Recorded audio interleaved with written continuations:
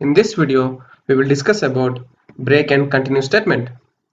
A break statement is used when you want to stop after reaching certain or particular item in the list. Now, consider when you guys go out for a brunch for a place which is not well known, when you find a hotel, by then the condition match and stop searching. Now, let us look into continue statement.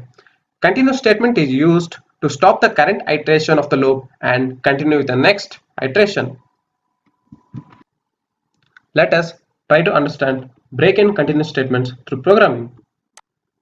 Suppose if I have a list with C, C++,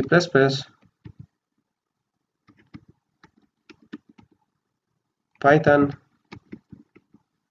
Java, and C#. So here you want to stop looping when you encounter a Python. For x in list 1, print x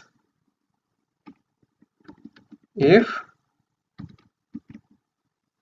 x equals to Python, then break. If I execute this program, here we go. We break out of the loop when we encounter Python. Now let us look into continue statement. Okay guys, this is all I have got here. For complete Python developer course from beginner to expert, check the link in the description below. Look into the course description and the content of the course. If you find the course add value to your career, then enroll for it. Remember, what you do today defines your future. Thank you.